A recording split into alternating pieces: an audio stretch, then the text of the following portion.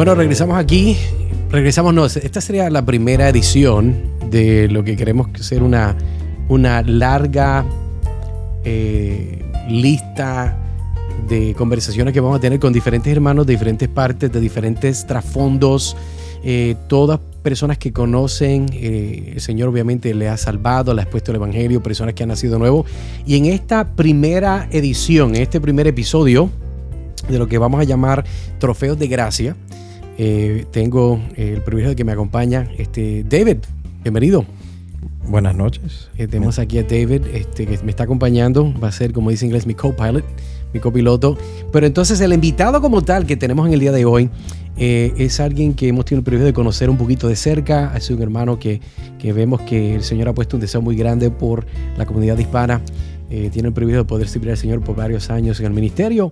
Y pensamos que sería una buena oportunidad para comenzar en el lenguaje del cielo, ¿verdad?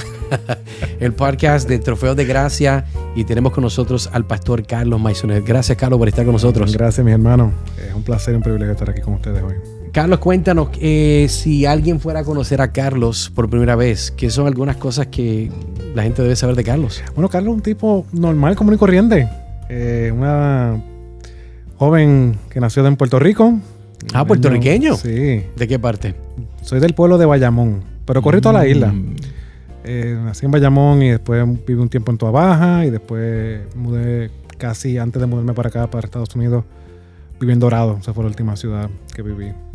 ¿Eres casado? ¿Tienes hijos? Casado felizmente con mi mejor mitad, mi esposa Jessica Colón, y por la gracia de nuestro Señor, luego de mi esposa recibir un diagnóstico de que no podía tener hijos. Oh, wow. Dios nos dio la bendición de tener a Grace Camila.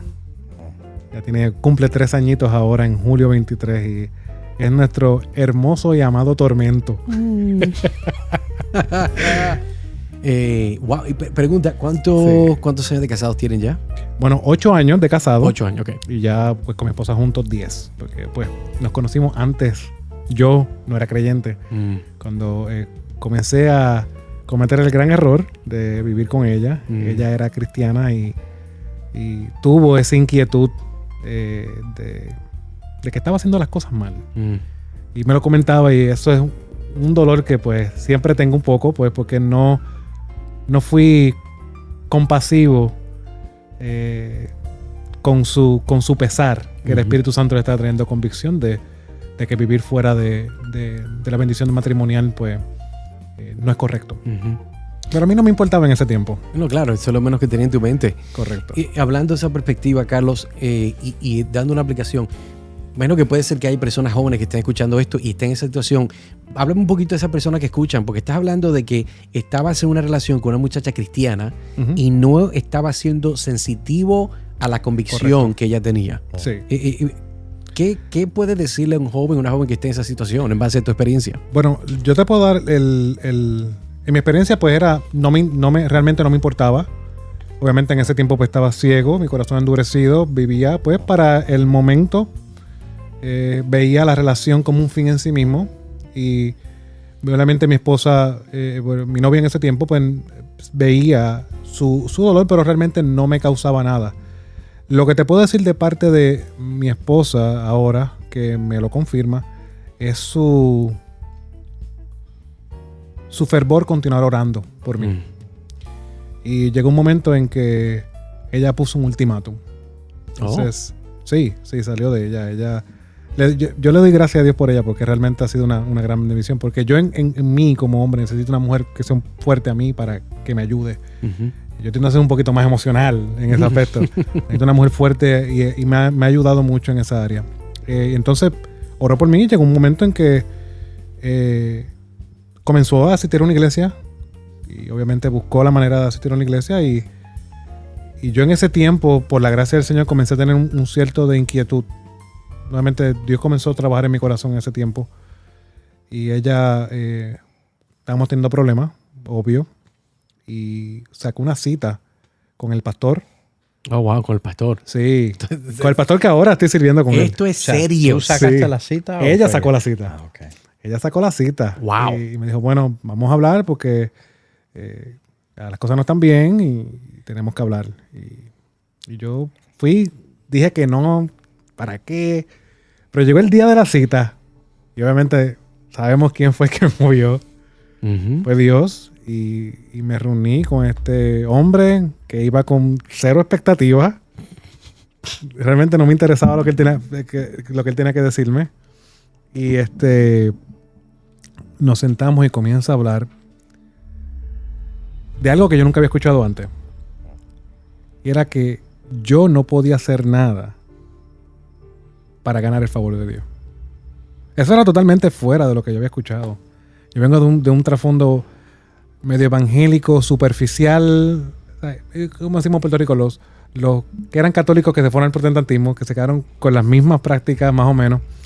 Era un evangelismo superficial, un evangélico superficial y católico romano. Yo me quedé con toda esta cosmovisión posmoderna de que no hay una verdad absoluta, de que mi palabra favorita era que todo es relativo. Wow. Y en medio de esta conversación, este hombre comienza a hablarme de este Dios soberano, de que no puedes hacer nada por ti, de que es Dios el que alcanza al perdido, de que tú eres pecador, que tu pecado te separa totalmente de Dios, de que no hay nada que tú puedas hacer en tu fuerza para ganar el favor de ese Dios. Y ahí comencé a entender y decir, wow. Y comenzó a expresarme la necesidad de un Salvador. Y eso realmente voló mi cabeza.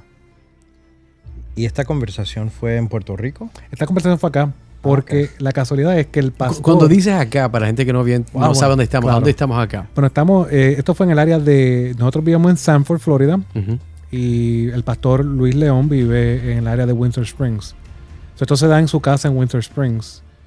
Pero la casualidad para nosotros, para Dios no, es que mi esposa se convierte en la iglesia del hijo del pastor Luis León, en el cual yo tuve la reunión.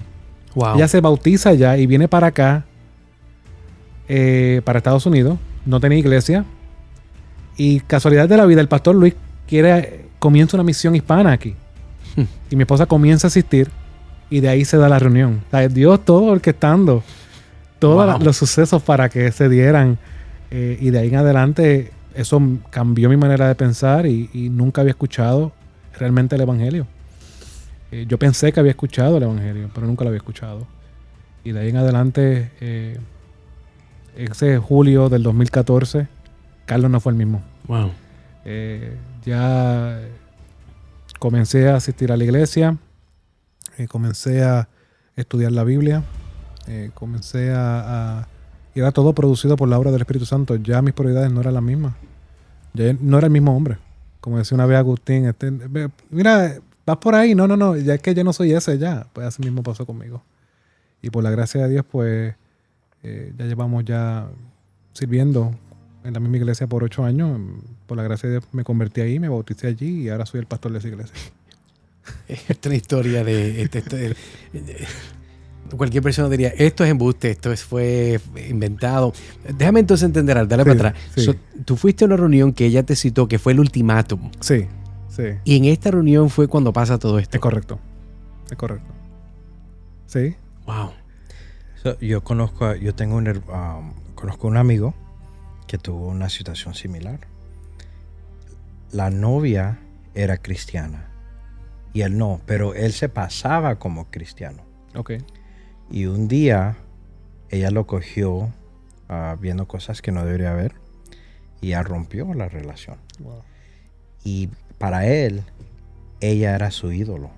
Y como ahora ya no la tiene, Dios usó eso para quebrarle el corazón. Wow. Y ese fue como el ultimato. ¿Sí? Sí, el ultimato. El ultimato.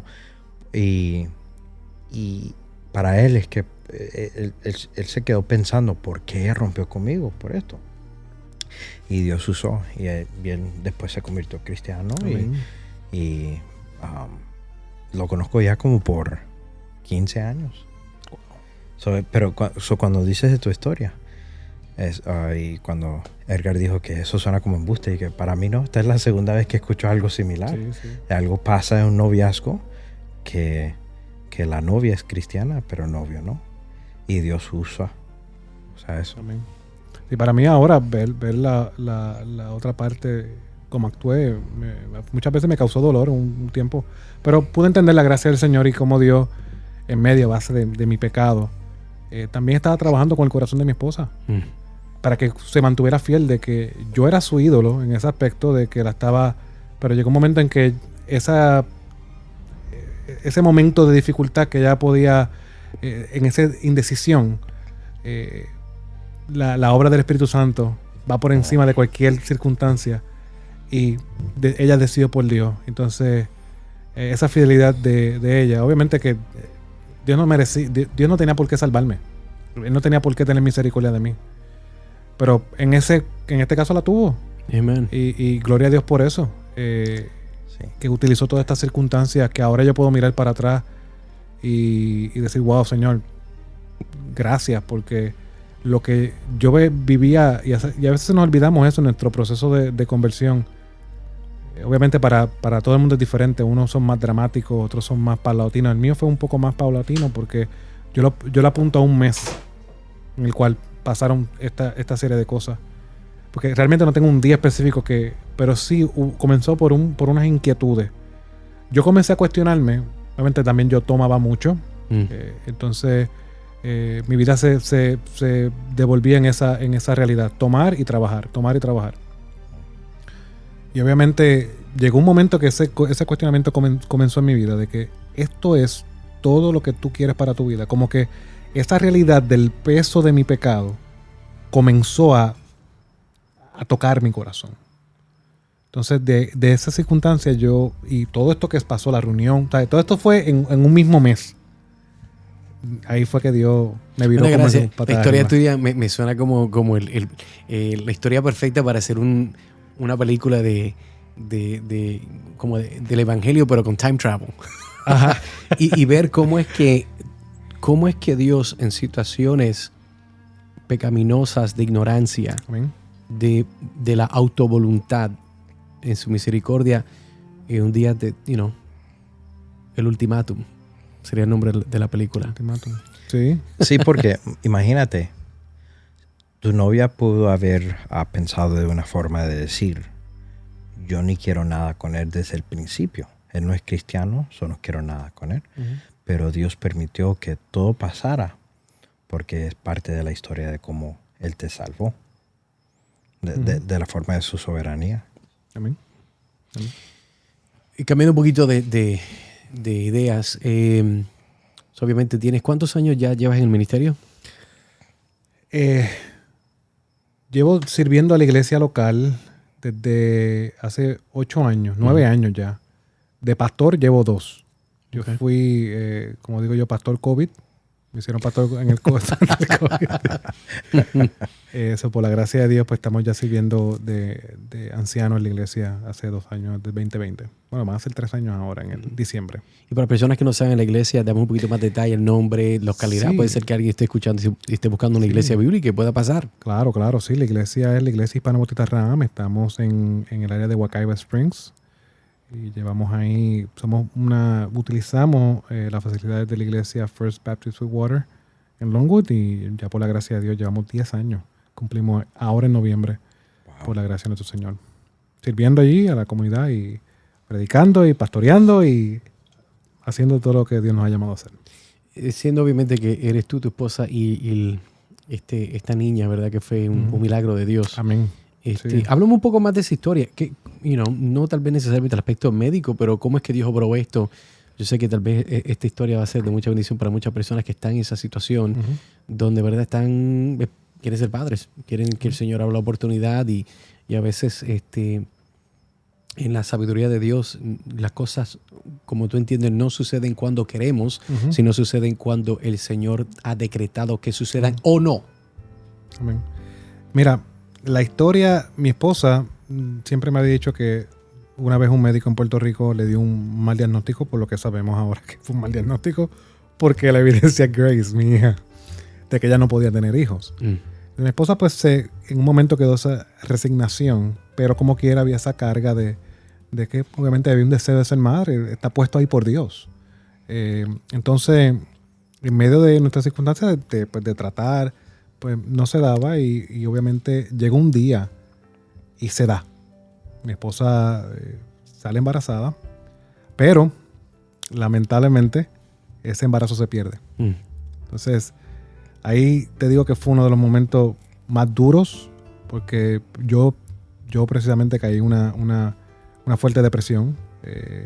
Estaba bien desanimado. Pero en todo esto confiado en el Señor. Pero realmente no entendí el por qué. Porque no podía, ahora puede, viene este bebé y lo pierde. Pero ¿qué pasó aquí? Pero en medio de esto pude pues, ser confortado con la gracia del Señor. Ser confortado con las promesas del Señor. A veces no lo vamos a entender todo. No vamos a entender realmente el por qué. Y a lo mejor no, pero te puedo decir que en esos momentos duros, muchas veces son orquestados por Dios, porque no hubo otros momentos en los cuales pudiera experimentar una comunión más cerca de Dios que en esos momentos de dificultad. Wow. Entonces, mi esposa, por la gracia del Señor, sale embarazada nuevamente. Pues ya tú sabes que ahora yo estoy con 5 miedos y 15 temores. Porque ya hubo una pérdida. Pero por la gracia del Señor, todo iba bien con el embarazo de mi esposa. Todo iba bien. Pero llegó un día de que mi esposa comenzó con unos dolores. Y lo inesperado, contracciones. Tuvimos que arrancar para el hospital, pero el problema de esto era que Grace llevaba solamente 6 meses en el vientre de mi esposa. Wow. Entonces... Y pregunta, ¿cuál es el mínimo? Yo no conozco mucho de esto. ¿Cuál es el mínimo o cuál es el punto donde tal vez médicamente se puede salvar un niño fuera del vientre? Bueno, yo he escuchado, si mal no recuerdo, y obviamente los que estén aquí, que sean médicos, pues nos pueden dar una mejor explicación en los comentarios. Creo que niños han nacido de 21 semanas y han podido sobrevivir. Mi hija nació de 26 semanas. Okay.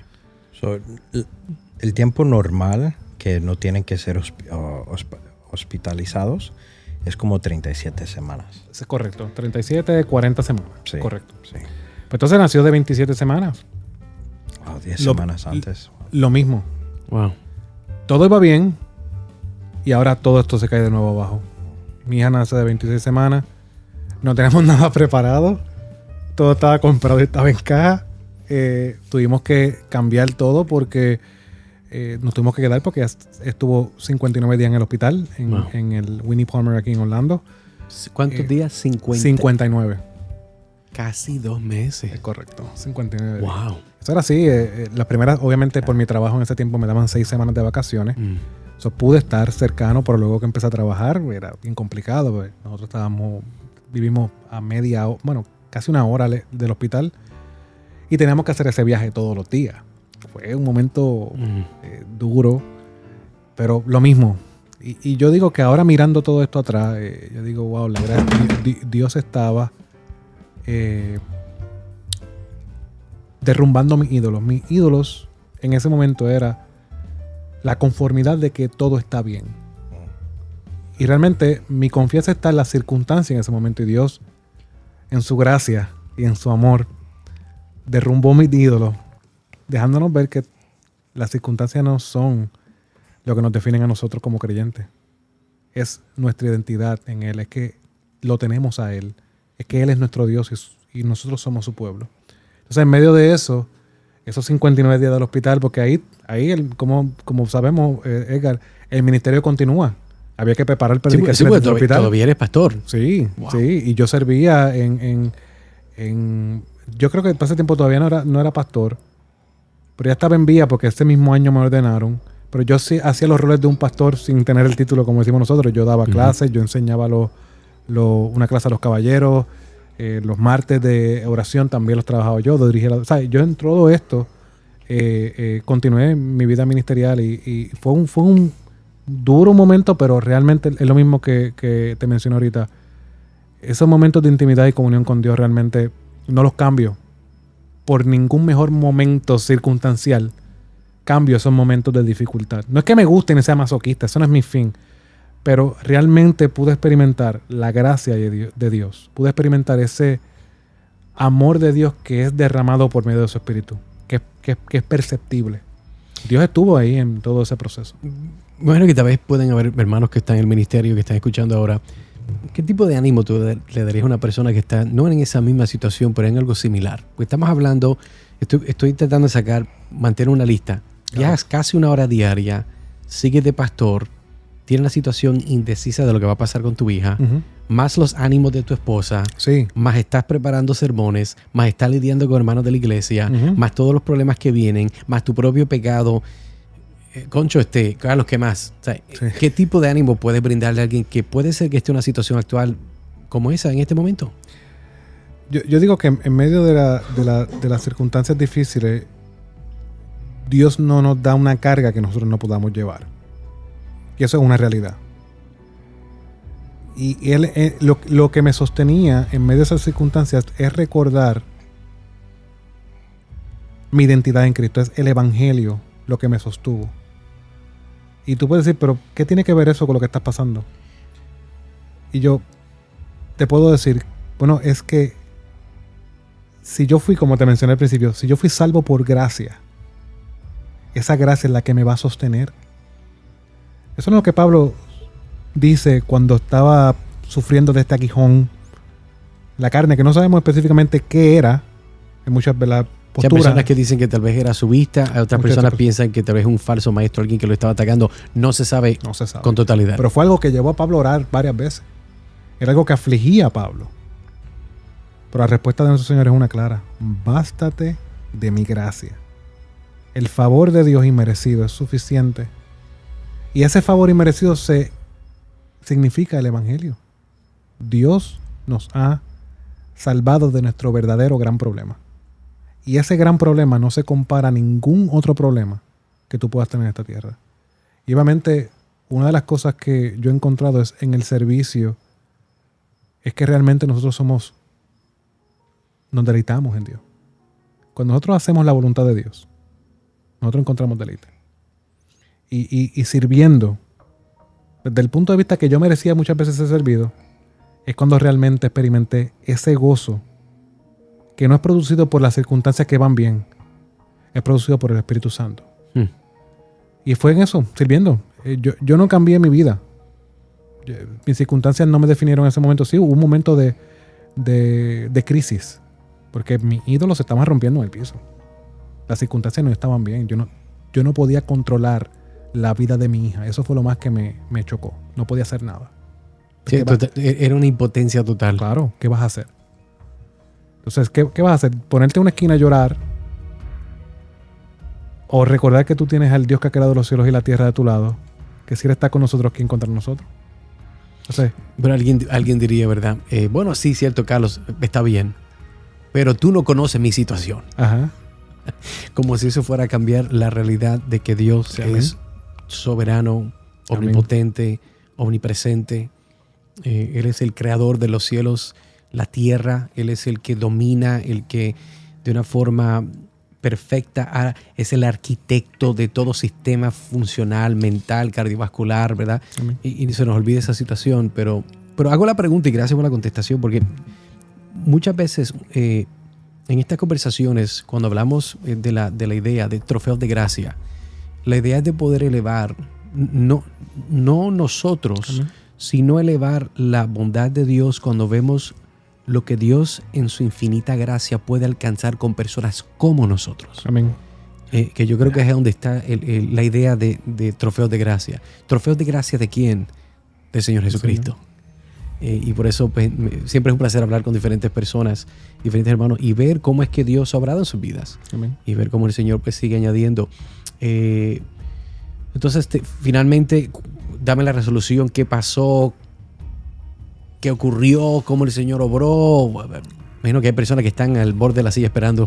Sí, ¿no? Y luego de ahí, de esos 59 días, mi hija, por la gracia del Señor, obviamente los bebés prematuros usualmente tienen muchos problemas físicos, digestivos, visuales, respiratorios, obviamente porque terminan terminan todo fuera del vientre. Entonces, pero por la gracia del Señor, mi hija hoy está bien de salud y nada, sigue creciendo y ahora está corriendo por ahí y está muy bien. Y mi esposa está muy bien también por la gracia del Señor. Diego, ¿alguna pregunta? De eso, no. Estoy, ¿cómo se dice? Amazed. De la gloria de Dios. Yo también lo estaba. Sí. Porque Dios no deja de maravillarnos. Y esa es una de las cosas que a veces olvidamos. Dios, Él, y uno de los textos que durante este proceso, y ha sido uno de mis versículos, que si tú me hiciste la pregunta, creo que no te la contesté, de qué tú le recomendarías a una persona Sí. que está pasando por estas circunstancias. Sí. Y es Filipenses capítulo 1, versículo 6. Mm. El que comenzó la obra la va a terminar en el día de Cristo Jesús. Dios la comenzó y Él la va a terminar. Y si Él la comienza y Él la termina, Él la sostiene en el durante. Entonces, eso fue lo que me movió a mí, porque no son mis fuerzas, son las de Él, a continuar corriendo la carrera de la fe. Me da gracia porque el texto, ¿verdad? Dice hasta el día. Y yo creo que ahí hay gozo, pero tiene que haber ejercer una fe que nos pueda llevar hasta ese día. Amén. Porque es hasta el día, ese día particular que, ¿verdad? Entendemos que hay una dirección futura. Hasta el día del Señor. De aquí hasta ese día, el Señor va a seguir formándonos en la imagen de Cristo, creándonos en la imagen de Cristo. Yo creo que la altura más grande de cualquier expresión de dolor sería nada comparativo a lo que el Señor Jesucristo experimentó en su carne, en su experiencia, ¿verdad? Aquí como el Dios hombre. Y nada, hago la pregunta porque sé que hay personas que están escuchando que pueden pasar diferentes situaciones. Y una de las cosas que yo he notado es que cuando yo no estoy en medio de un problema, mira, te doy un ejemplo. David, si fuera a darte el dinero que tú quisieras para comprarte el carro que tú quisieras, ¿cuál sería el carro que quisieras que te compre ya, cash? Un Toyota Tundra. Ok, Tundra Toyota. o 4Runner. Ok, 4Runner Tundra. Ok, esa pick-up de Toyota. ¿Tú has notado que cuando tú vas a comprar un carro en particular, y lo viste por internet, lo buscaste en el teléfono, de momento en la vida diaria comienzas a ver ese carro en todo lugar? Eso así. ¿Has notado eso? Sí, es verdad. Es algo bien raro. Sí. Y tú dices, espérate, pero como que yo no soy el único que está de moda. Todo el mundo quiere un Tundra. Todo el mundo quiere un... Y si no, las redes sociales te la acuerdan porque ahora te metes a las redes sociales y te ponen los anuncios ahí. Te leen lamento, te escuchan. Yo no sé cómo funciona eso. El punto es de que comienza a aparecer en todo lugar. Y el punto que quiero hacer con esto es cuando el Señor permite que nosotros pasemos momentos de dolor. Eso nos marca para poder identificar el dolor en otras personas cuando están en el medio del dolor. Amén. Y más fácil podemos relacionarnos con esos hermanos que están pasando momentos difíciles. Por eso hago la pregunta. Hay personas que, mira, a veces hay momentos donde estamos todos contentos y no nos damos cuenta de las dificultades de alguien que está en medio de una prueba creada por Dios para santificar a esa persona en la imagen de Cristo Jesús. Amén. Y cuando tú compartes esta historia, que jamás sabía que ibas a compartir eso, rápidamente entramos de la escena 1 a la escena 10. Sí, sí. Pero me da gozo porque confío, ¿verdad?, que hermanos, personas jóvenes, Sí. igual que tú, en ese momento no conocías de Dios, no amabas a Dios, odiabas a Dios, detestabas a Dios, y Dios entonces, por la obra de esta joven fiel, te lleva un ultimátum y Dios entonces te arresta todo tu ser, Amén. ¿verdad?, por el poder del Evangelio. Y yo creo que esas son cosas dignas de celebrar. Amén. Esas son cosas dignas de recordar porque ¿qué más apunta a la gloria de Cristo que la salvación de una persona? Sí, y más aún, yo añadiría a lo que estás diciendo, Edgar, no solo a eso, sí, porque eso es lo que produce el Evangelio. Si lo hizo conmigo, Amén. ese Evangelio es el poder de Dios para salvación. Por eso es que los apóstoles, cuando tú ves el libro de Hechos, ellos no abandonan nunca la proclamación del Evangelio porque ellos saben que únicamente el Evangelio es lo que puede transformar un corazón endurecido como el mío en ese momento, que no quería escuchar de Dios, que creía en un Dios a su manera, como muchos de hoy en día creen, que Dios es como yo pienso que Dios es. O que Dios es como yo creo que Dios debe de ser. Entonces, en medio de todas esas cosmovisiones, porque lamentablemente todo el mundo tiene una cosmovisión, todo el mundo ve el mundo de una manera. Ujú. En medio de todas esas cosmovisiones, Dios, por medio de un instrumento en sus manos, que fue el pastor Luis, orquestó todo para ese día, cuando el evangelio fue proclamado. La obra del Espíritu Santo, que eso yo no lo vi, pero sí, ahora mi iglesia disfruta de los frutos de esa obra del Espíritu Santo, porque los dones y talentos que ha puesto en mí, que Cristo ha ganado en la cruz, son puestos para el servicio de ellos mismos. Y así que Dios opera. Y así que Dios salva a las personas para Carlos, su gloria. Pregunta que te hago, cambiando un poco de tema. Como pastor, ¿cuáles son algunas de tal vez las preocupaciones más grandes que ves dentro de la iglesia hispana en estos tiempos? Te voy a contestar esa pregunta como la contestó una vez el Dr. Sproul. El Dr. Sproul. Tú eres uno de esos que le gusta Sproul. Eso está bueno porque a mí me fascina Sproul. Sí. Dr. Sproul le preguntaron esa misma pregunta de cuál él entendía que era el problema de la iglesia. Y el problema de la iglesia hispana es que, como él contestó en ese tiempo, sigue siendo el mismo hoy. La iglesia no conoce a Dios. Al no conocer a Dios, cree todo este tipo de cosas que entienden que es una teología correcta y que están adorando a Dios, pero realmente no es. Hay una poca profundidad, hay una superficial. Uh-huh. Entonces, la falta de conocimiento de Dios. Te hago la pregunta. Dígame. Estoy pensando en la gente que nos está escuchando. Claro. Tú estás diciendo que la iglesia no conoce a Dios. Entonces, No mi conoce a respuesta sería, ok, bueno, pastor, yo tengo una Biblia, yo voy a la iglesia, yo creo que todos sabemos quién es Dios. Nosotros tenemos vigilias, campañas, eventos. Entonces, lo que tú me estás diciendo no tiene sentido porque nosotros conocemos a Dios, nosotros cantamos y le damos gloria a Dios. ¿A qué tú te refieres cuando estás diciendo que no conocemos a Dios? Bueno, que no conocen la santidad de Dios. No conocen al Dios de la Biblia. Conocen a un Dios que se han creado en sus mentes.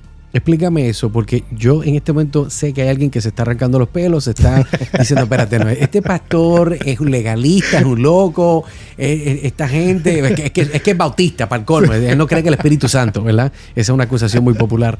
Explícame eso de que, porque hay personas que están escuchando que están recibiendo lo que dices, pero entonces hay unas barreras que se están formando porque no tal vez tienen el contexto para interpretar o recibir lo que estás diciendo. Correcto. Como mencioné, vivimos en un mundo superficial en una época posmoderna que no hay una verdad absoluta. Todo depende cómo te caiga a ti, cómo tú lo sientas, es lo que es. Ese es el mundo que vivimos hoy día. Entonces, muchas de esas ideas se han adentrado en las iglesias. Entonces, añaden cualquier tipo de cosa como si fuera una verdad. Y cada cual vive a como entiende. Entonces, así, esa misma idea la hemos traído al cristianismo. ¿Y qué ha hecho eso, lamentablemente?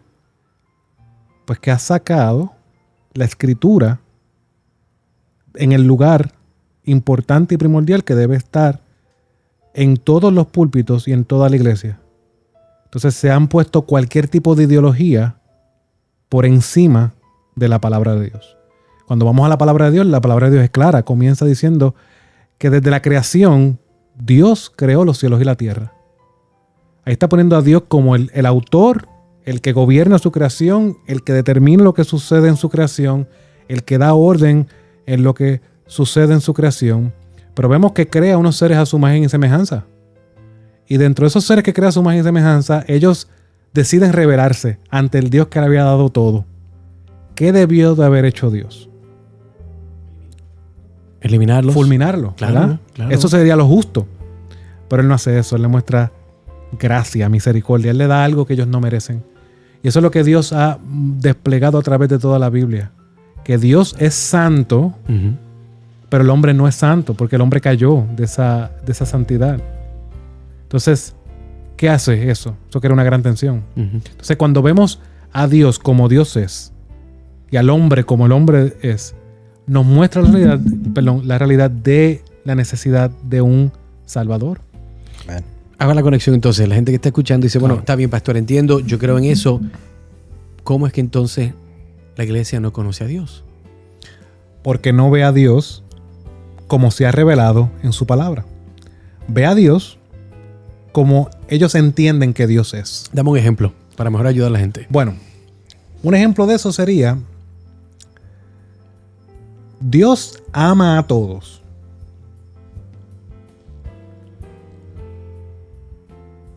Dios ama a todos por igual. Es claro, porque todo el mundo que muere va al cielo. ¿Es correcto? Digo yo exagerando, eso es una ideología de toda persona. O sea, que como Dios ama a todo el mundo muere y todo el mundo va al cielo. Es correcto. Entonces, pero entonces, eso es correcto que dice la Biblia. Entonces, vemos que la Biblia, cuando vamos a la Escritura habla de que Dios es el creador de todo. Uh-huh. Pero Él ha decidido mostrar su amor filial, su amor especial a un grupo específicamente. Son los grupos que Él ha redimido por medio de la obra de su Hijo, que es el sustituto perfecto que iba a cumplir con los estándares legales que Él había puesto, que el hombre no podía llegar a esa gloria, a ese fin. Entonces ahí vemos que Dios derrama ese amor en su pueblo. Entonces hay una gran diferencia y obviamente dentro de también lo que la gente entiende que es amor. Uh-huh. Porque el amor bíblico es un amor sacrificial. No es un amor de placer, de autosatisfacción. Entonces ahí vemos una gran distinción también dentro del amor, como la Biblia lo pone y como el mundo lo ve. Igual que la unidad, igual que tantas cosas que escuchamos hoy día, que el mundo quiere adoptar, porque obviamente son seres creados a la imagen de Dios. Uh-huh. Aunque esa imagen está corrompida, hay ciertos factores que ellos ven que son importantes. Pero, y podemos ver muchas más realidades dentro de eso, de cuando hablamos de una expectativa incorrecta de Dios. Pregunta que te hago, Sí. cambiando, que me viene esto a la mente. Tenemos que hay una perspectiva incorrecta. Haciendo la conexión con esa idea de que la iglesia no conoce a Dios, ¿cómo tú ves que esta idea de no conocer a Dios está afectando la masculinidad en el mundo de hoy, particularmente en la iglesia? Bueno, ¿Habrá una corrección? claro que sí. Hablamos del principio, cómo Dios diseña el mundo. Y cuando Dios diseña y da orden a su creación, Él da roles dentro de su creación. Y en este caso, al hombre se le da el rol de administrar lo que Dios había creado. Adán no estaba haciendo nada. Adán no estaba de vago en el Edén. Él tenía una tarea que hacer. Dios le había dado un trabajo.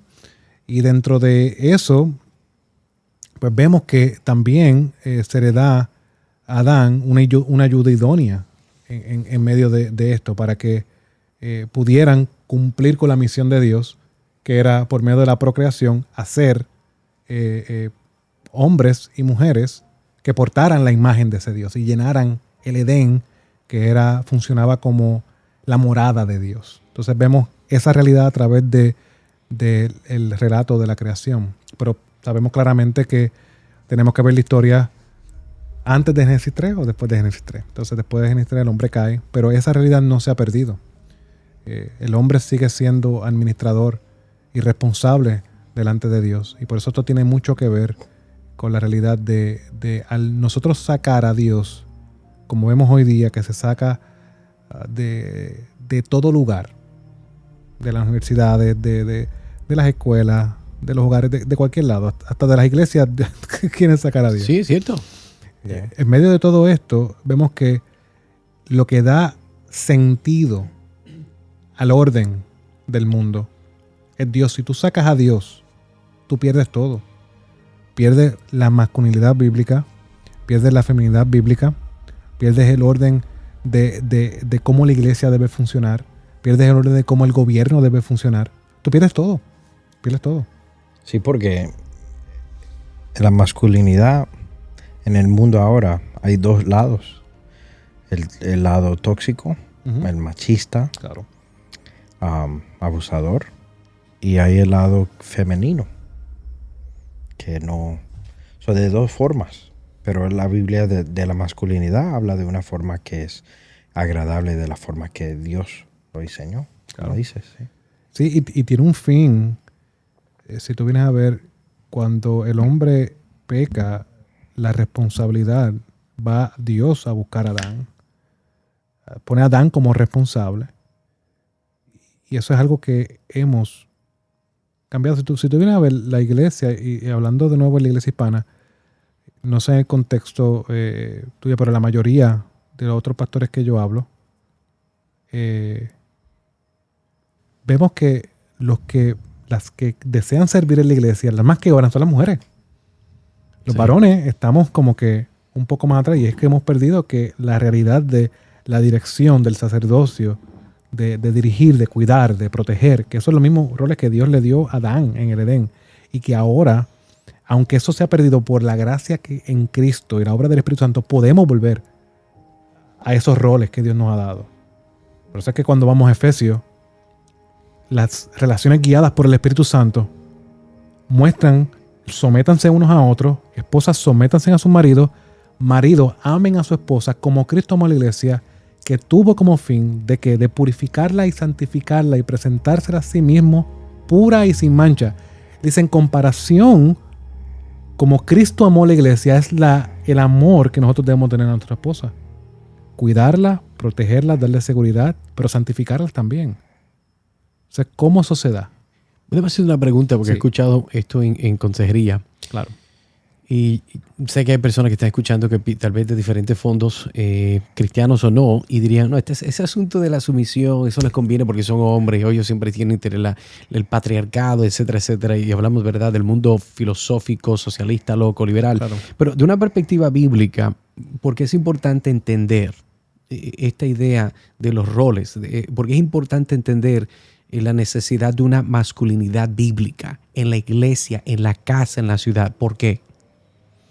Bueno, porque así fue que Dios diseñó el orden de su creación. El no cumplir con esos roles atenta directamente contra el orden de Dios. Y a veces olvidamos eso, hasta mismo dentro de las iglesias. Olvidamos que Dios no solamente ha mostrado cómo lo ha hecho, sino Él ha dicho cómo se debe hacer. Él ha llevado a cabo cómo las cosas deben funcionar en su creación. Y algo que mueve el celo de Dios. Algo que tiene que ver con su gloria. Porque una iglesia funcionando correctamente, un matrimonio funcionando correctamente, no hace otra cosa sino que darle gloria a Él. Y cuando no lo hacemos de esa manera, eso atenta directamente contra la gloria de Dios. Pero sí, es sumamente esencial que volvamos a ver tanto la masculinidad como la feminidad desde el punto de vista de Dios. Y eso es algo que debemos urgentemente. Entiendo yo que es uno de los grandes problemas de la iglesia hoy día.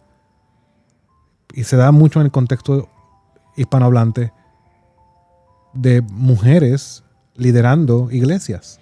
Déjame entonces, ya Sí, que entré. metiste la pata por esa puerta, déjame entonces hacer la pregunta. Sí. Tu posición, obviamente, hay un debate grande en esta idea de ser complementario. Uh-huh. Esa palabra es muy común en círculos. No, nosotros somos complementaristas. Claro. Y lo que significa, lo que quieren decir es, no, nosotros somos a favor del ministerio del hombre y el ministerio de la mujer. En este caso, Carlos, ¿eres tú complementarista de qué sabor? Porque entendemos de que hay diferentes formas en ese mundo y en esa conversación. ¿Qué crees tú que la Biblia dice claramente, autoritariamente? Bueno, hablando dentro de la iglesia, sí, hay roles que son distintos. La mujer no tiene el mismo rol del hombre. El hombre no tiene el mismo rol de la mujer. Pero esos roles que Dios ha dado, primero que nada, tienen como fin, que a veces se nos olvida eso, cumplir con los propósitos de Dios. Ujú. Ahora, eso no hace a mi esposa menos por el que ella no pueda dirigir en la iglesia. Sí, porque parte de la conversación dice, no, la mujer, No.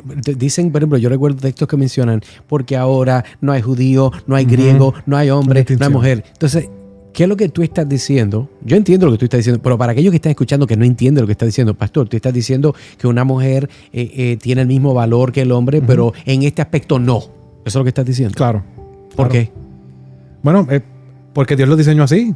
Cuando viene, Pablo entra en esta discusión de la enseñanza en la iglesia en Corintio. Y hay un problema de que la mujer, él pone una línea y dice que la mujer no puede enseñar al hombre.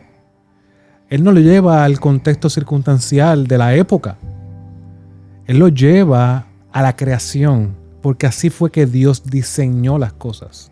¿Sería posible entonces para aquellas personas? Yo he escuchado personas en las redes sociales que dicen que lo que pasa, Carlos, es que Pablo era machista. Ajá. Sí, bueno, pues es que él no, es el problema que Pablo sale de su entorno.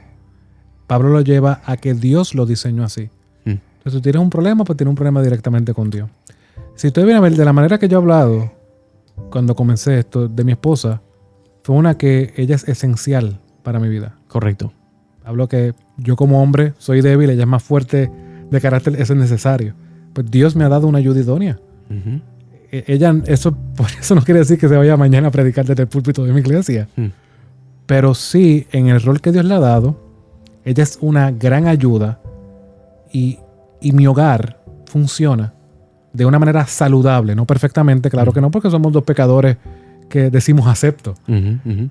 Pero sí, cumplo con mi rol, ella cumple con el de ella. Y para darte una manera práctica de cómo podemos ver que no estoy minimizando, como muchos pueden pensar, a mi esposa por esto que estoy diciendo. O que yo soy mejor que mi esposa porque yo predico o yo tengo un rol de autoridad y ella no tiene. Obviamente esa autoridad no es opresiva, como muchos pueden pensar. No es tiránica. Sí, que es lo que primero, lo que viene a la mente Sí, de las personas es eso. No, tú dices eso, Carlos, porque tú eres hombre. Sí. Tú eres parte del patriarcado Claro. tóxico. Tú lo que quieres es que el hombre siga alto y la mujer esté No, oprimida por no, debajo. No. El error, mi amor a ella no es tiránico, no es opresivo. Yo amo a mi esposa como Cristo amó a la iglesia, de manera servicial. Mi trabajo como hombre no es como nosotros lo veíamos muchas veces hace años atrás, que era uno machista, de que llego y mi esposa me tiene que cocinar y la comida tiene que estar lista. Ese no es el fin. El fin es uno de servicio, porque así fue lo que Cristo hizo. Entonces la base de la relación es Cristo mismo. La Biblia dice que el hombre que encuentra una esposa, encuentra algo bueno, Amén. un tesoro. El mundo, perdón, el mundo no es muy duro entender de ese lado. Por eso que se ha dañado la imagen, se ha dañado por hombres que no creen y no quieren a Cristo. Porque un hombre que quiere y ama a Cristo va a amar a su esposa. Amén. Entiende que su esposa es un tesoro que vino de Dios. Y amar como Cristo amó a la iglesia. Sacrificamente amando a su esposa. No es un amor que manda, no es un amor que dice, que trata como si fuera menor, sino es un amor que trata de una forma superior, pues. Claro. Una forma de mismo nivel, de querer, de tratar con mucho, no solamente con mucho cariño, pero mucho delicadeza. Claro. Y ese es nuestro llamado como hombre. Nuestro llamado como... Por eso es que a veces yo estaba hablando una vez con el pastor Luis y nos pusimos a discutir sobre este tema. Yo dije, es que el trabajo, si tú vienes a verlo, el rol del hombre es más difícil. Nosotros damos dirección a nuestro hogar. No tenemos la responsabilidad de nuestro hogar. Educativo. La crianza... Yo me crié en un hogar que lamentablemente mi papá fue criado eso de estar bregando con los nenes es de las mujeres. Mm. Ese no es el llamado del creyente. El hombre cristiano, el hombre de Dios, tiene la responsabilidad en todas las áreas del hogar. Todas. En la educación de sus hijos, cuidar de su esposa. Como decía, Paul Tripp decía en un libro que él tenía una mala expectativa de la paternidad. Él decía que él llegaba a la casa y problemas, y él decía, ahí es que comienza tu trabajo. Tu trabajo no es tu trabajo secular, que tú vas y haces tus 8 horas al día. Tu verdadero trabajo como hombre de Dios comienza en tu casa. Ese es el más importante. Y muchas veces es el más que dejamos a un lado. Porque las cosas de este mundo nos consumen. Las cosas económicas muchas veces hemos intercambiado en que, bueno, es que yo le voy a dar a mis hijos lo que yo nunca tuve. ¿Nunca has escuchado eso? Claro, ese es ¿cómo se llama? El American Dream, dicen por ahí. Ese es el gran engaño. Uh-huh. Porque si tú no lo tuviste, que no necesitaste. Uh-huh. Bueno, si no lo tuviste porque Dios no te lo dio. Amén. Pero así mismo vivimos en enchapar, en crear una burbuja que realmente no tiene sentido para nosotros. Y el sentido mayor, el más importante, la motivación más importante es esa que Dios para los cuales nos ha llamado. Ser hombres de Él que sirven en su hogar, que aman a sus esposas, que educan a sus hijos y que pastorean sus corazones. Para eso estamos llamados. Y una pregunta, porque tú has sido casado ya 10 años y estás en el ministerio 10 años. So, en tu tiempo, ¿cómo has manejado tu ministerio de ser pastor, pero también todavía pero manejando tu primer ministerio, que es tu familia? ¿Cómo ha sido entre los 10 los últimos 10 años? ¿Cómo ha sido, cómo has aprendido a manejar las dos responsabilidades? Bueno, te voy a ser bien sincero. Al comienzo fue bien tropezado. Hubo muchos tropiezos. Dios está formando el carácter de uno como creyente. Pero ha sido un proceso de aprendizaje. Por la realidad de que muchas veces cuando nos adentramos al ministerio, pensamos que Dios es lo más importante. Entonces la iglesia se convierte en que no hay otra cosa más importante que la iglesia. Y todo es, pero es que lo estoy haciendo para la iglesia. Sí, se hace una falta de categorización. Es correcto. Donde uno dice, uno pone a Dios al equivalente de la iglesia es equivalente a Dios. Uh-huh. Como yo trato a la iglesia, trato a Dios. Uh-huh. Pero se nos olvida que en ese proceso estamos afectando muchas veces a los más cercanos. Y pasó, en mi caso, no te lo voy a negar, pasó. Obviamente tuve que hacer unos reajustes en cuanto a cómo estaba manejando lo ministerial. Obviamente yo era el tipo de persona, no me molesta, estoy preparando las cosas del domingo. Ya eso cambió.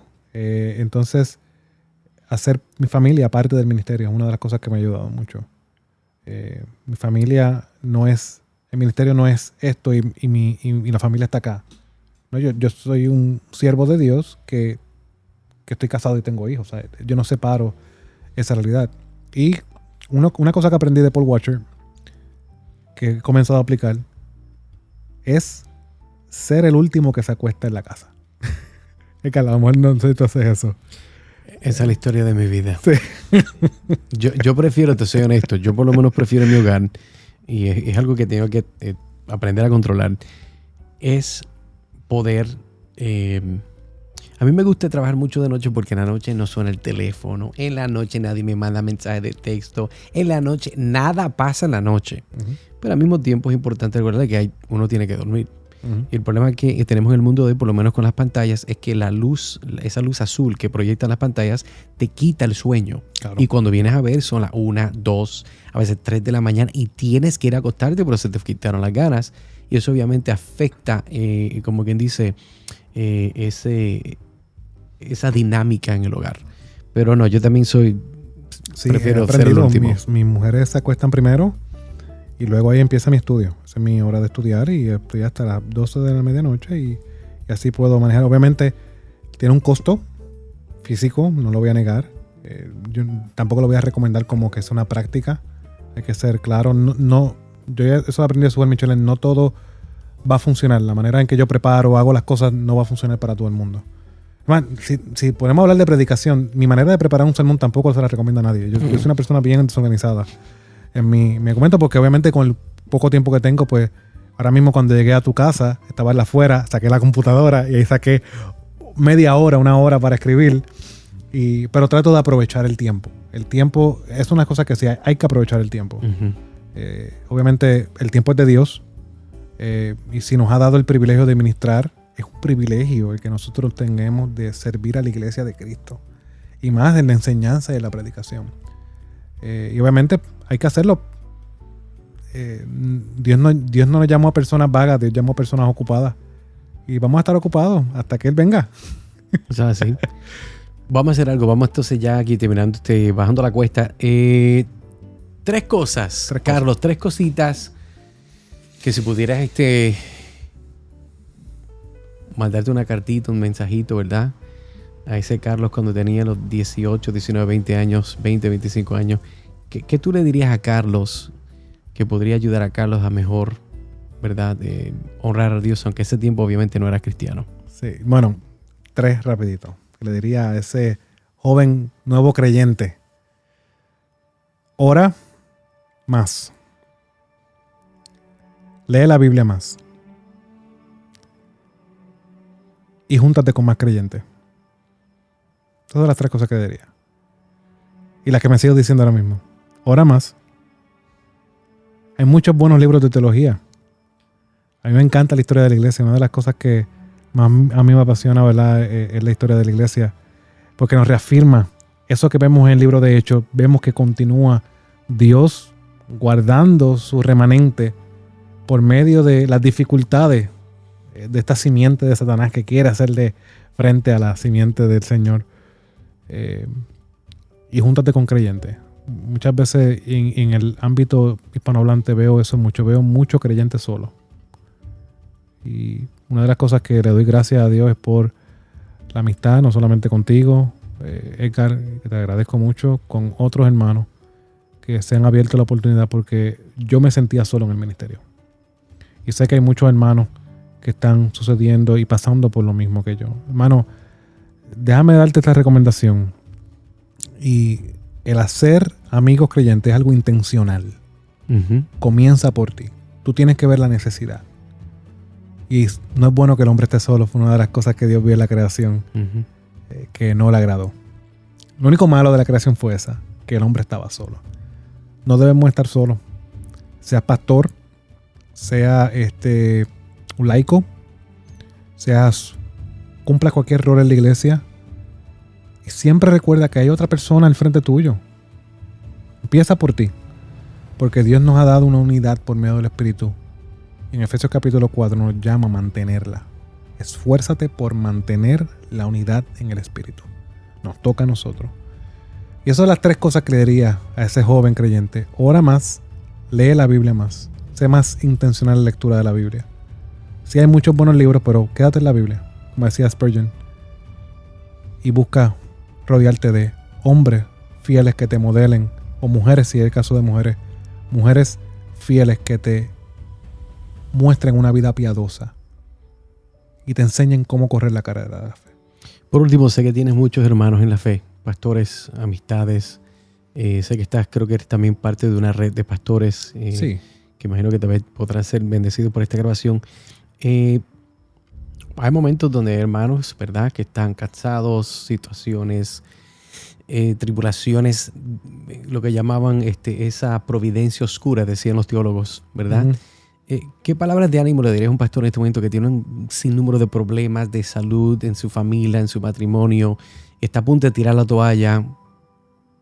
¿Qué tú le puedes decir a esas personas, esos cristianos que están abatidos, que se sienten, ¿verdad?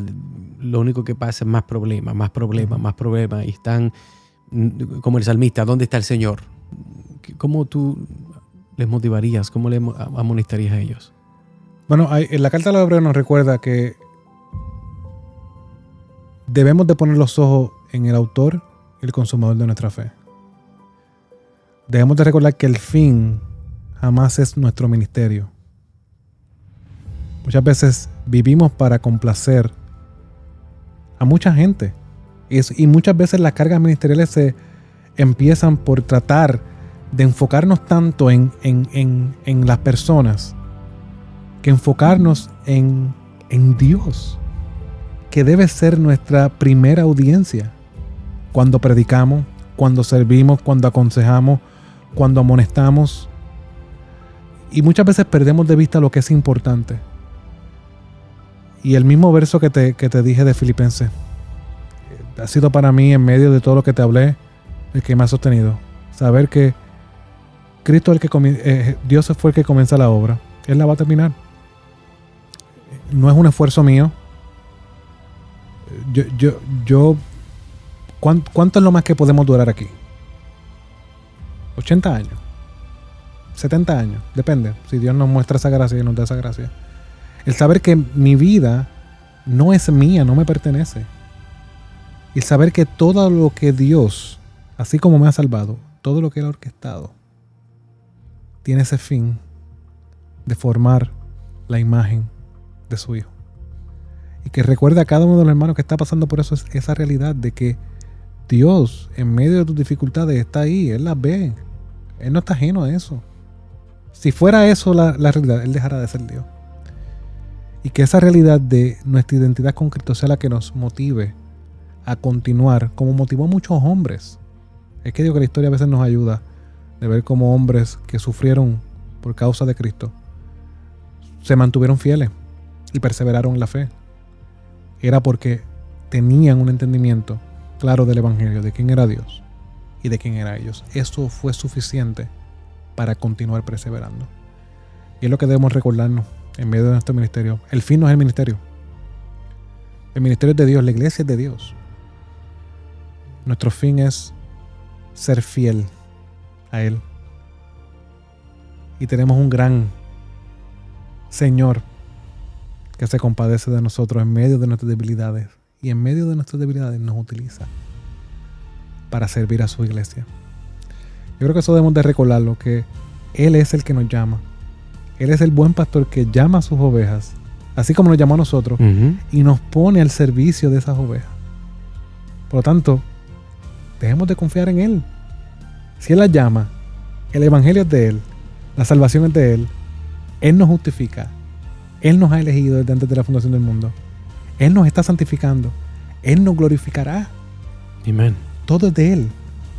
Por lo tanto, que eso sea lo que nos continúe, que nos grabemos en nuestras mentes y nos recordemos cada día de nuestras vidas para poder afrontar lo que nos suceda ministerialmente hablando o en nuestras vidas individuales, como les comenté que pasó. Eso fue lo que me sostuvo, saber que Dios es Dios.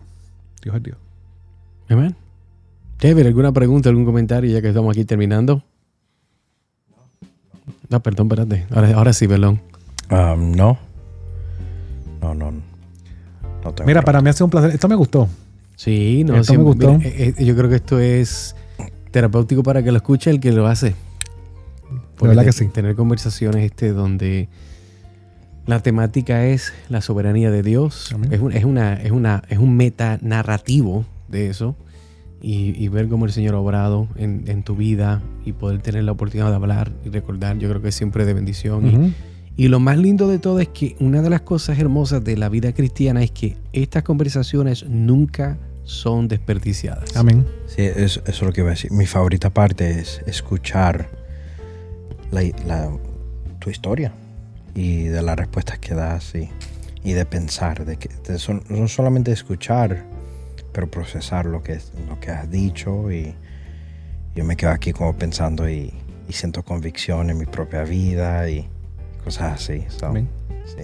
Bueno, Pastor Carlos, David, gracias por acompañarnos. Y este ha sido, yo creo que una tremenda forma de comenzar este proyecto de Trofeos de Gracia.